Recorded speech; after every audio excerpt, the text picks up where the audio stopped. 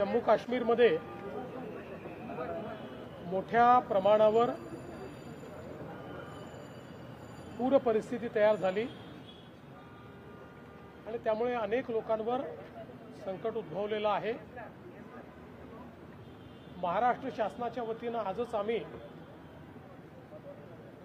तिथल्या मुख्यमंत्री सहायता निधी करता 5 कोटी रुपये हे शासनाच्या वतीने दिले आहेत।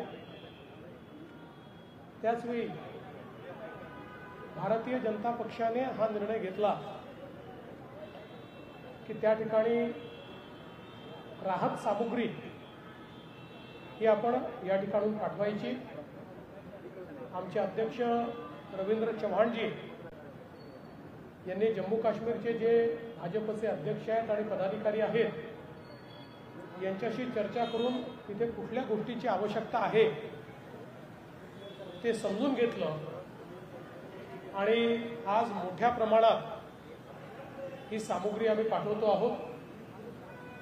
या ठिकाणी जरी आपल्याला एक ट्रक दिसत असला तरी वेगवेगळ्या ठिकाणून असे ट्रक आम्ही मोठ्या प्रमाणात या ठिकाणी पाठवतो आहोत की ज्यातनं जास्तीत जास्त लोकांपर्यंत अन्नधान्य असेल, वेगवेगळ्या उपयोगाच्या वस्तू असतील, अशा सगळ्या गोष्टी आणि जी काही तिथे आवश्यकता आहे त्या आवश्यकतेनुसार आम्ही पाठवतो आहोत। आणि आमच्या जम्मू काश्मीरच्या भारतीय जनता पक्षाला आम्ही सांगितलंय की तुम्हाला जेवढ्या प्रमाणात ही सामुग्री लागेल तुम्ही आम्हाला मागा, आम्ही तेवढ्या प्रमाणात देण्याचा प्रयत्न करू।